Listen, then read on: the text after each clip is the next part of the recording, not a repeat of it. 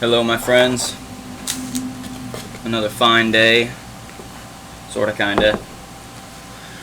I've been avoiding making a video about anything controversial because I just don't feel like I'm the guy to do it, but I keep seeing stuff on social media that is just ignorant.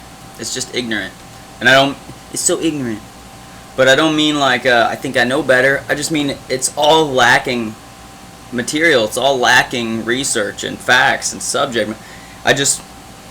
I realized I'm going to have to make a video explaining why I think we're so misguided and why everybody can be right and nobody really knows what they're doing, you know.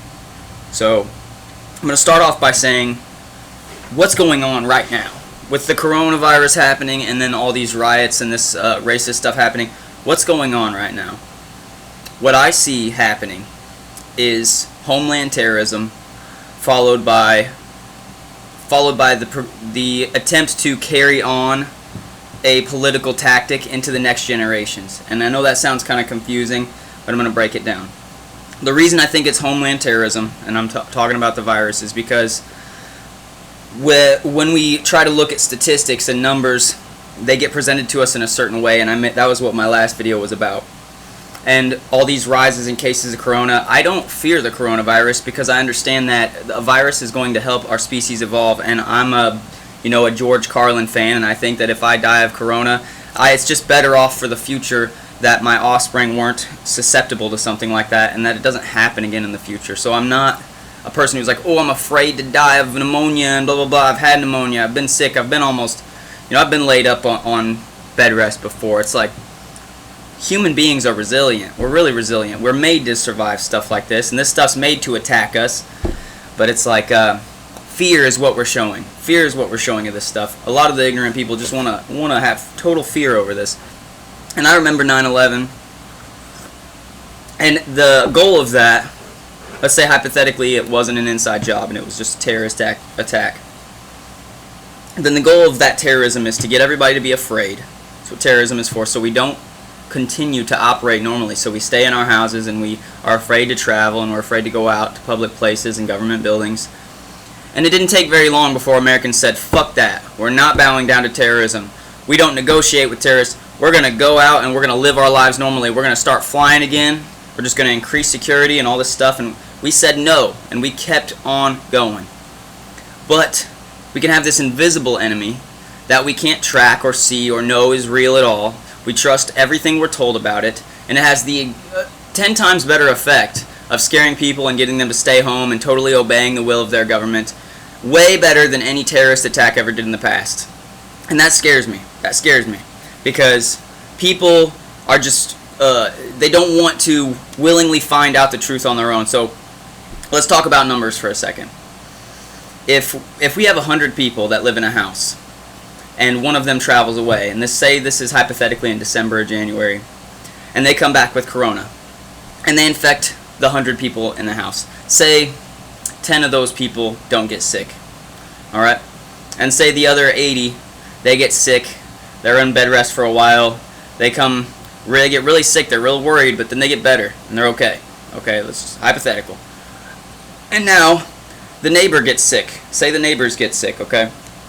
And this is maybe a month later, and then the neighbors' neighbors are getting sick, and everyone's starting to notice, wow, this might be a pandemic, this might be a big deal, we should do something about this, right? So they start testing people. They start testing people to see if they're positive for this virus.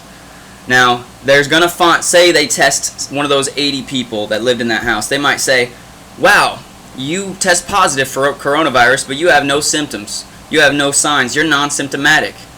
That is a way of them tricking you into obscuring the numbers and to saying no one's getting better from this. Have you heard any statistics about the recovery rate? Have you only heard statistics about death rates, about infection rates, about numbers of how many people have been infected?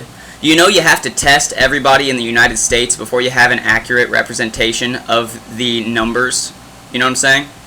At least even in one state. You have to test a bunch of people, and every time you test someone and they show up positive, it's going to change the relationship of those numbers. And every time you test somebody that is better, that's had it and is immune, you can't just say they are a miraculous example of someone who didn't die.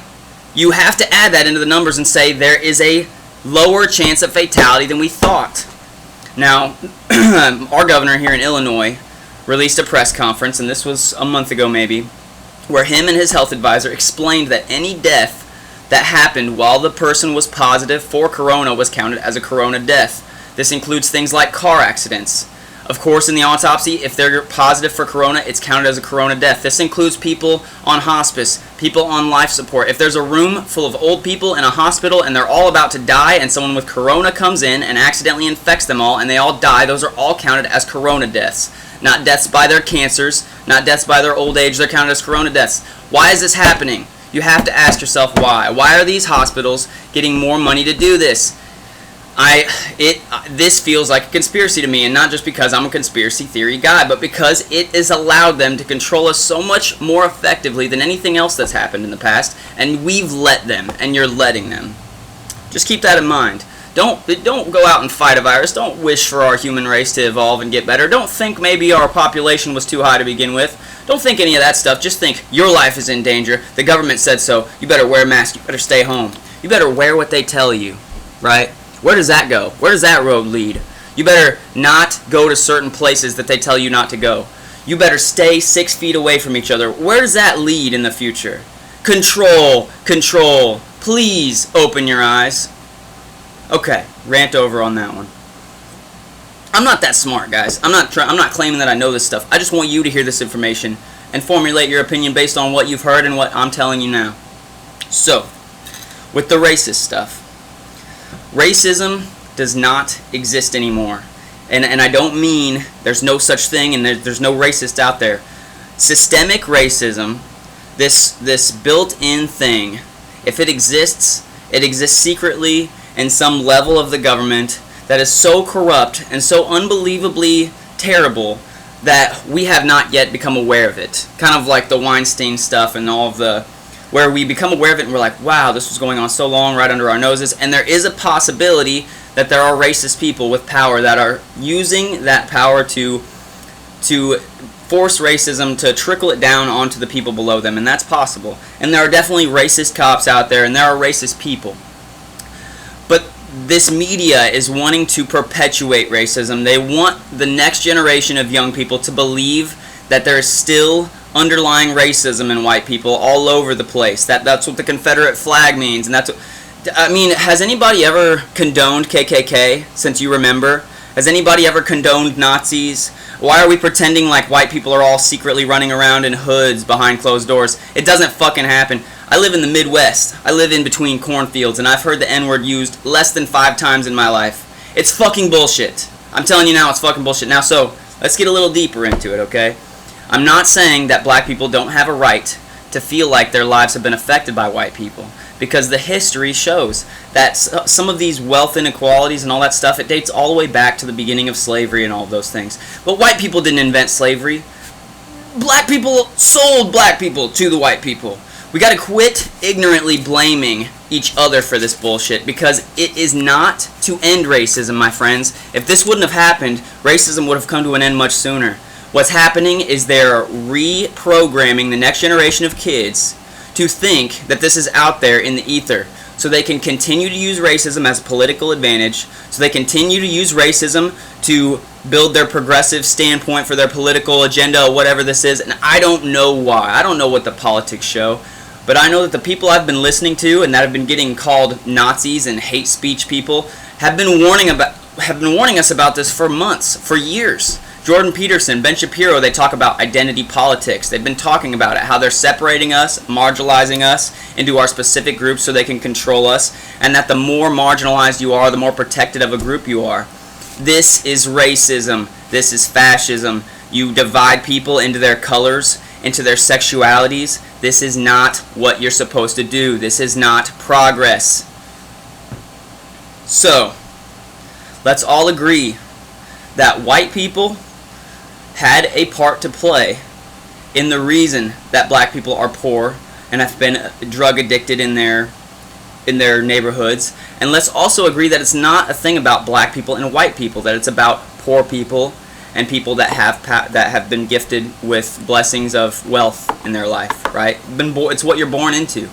So It's just statistically accurate that more poor people are black.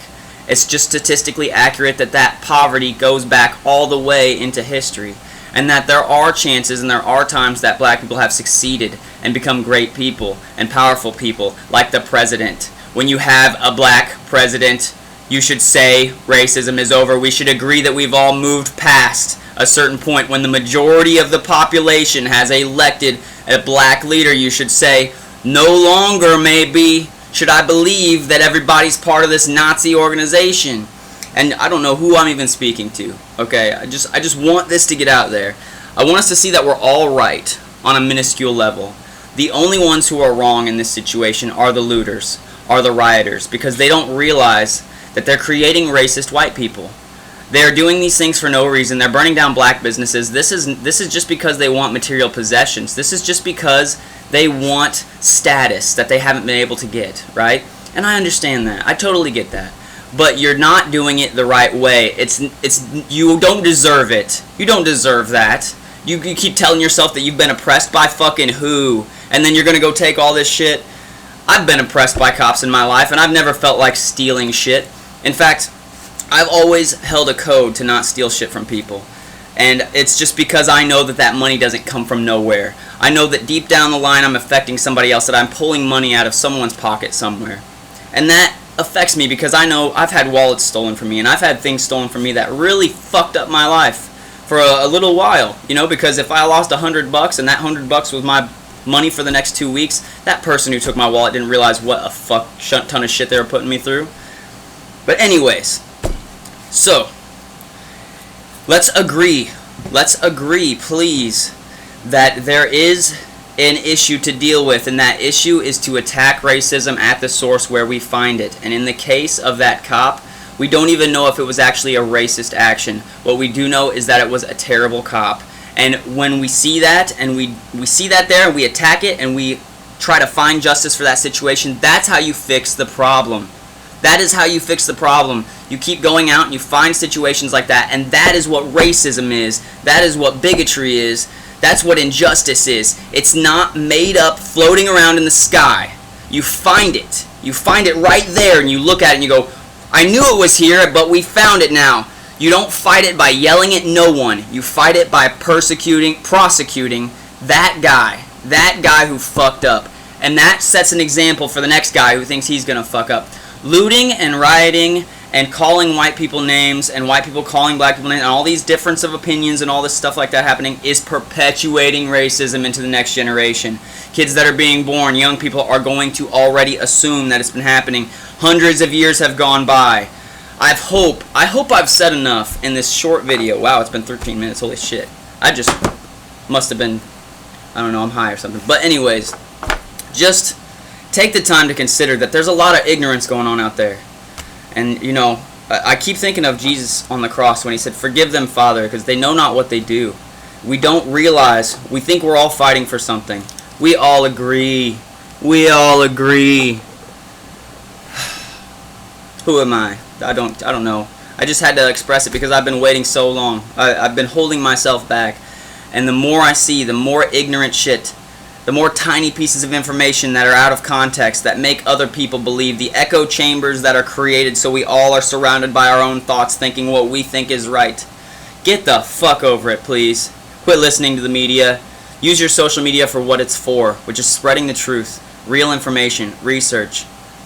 And don't delete people from your friends list because you disagree with them. Those are the people trying to help you learn. And if they're really stupid and ignorant, I can't blame you. I've deleted people too, just for making me dumber from reading their shit.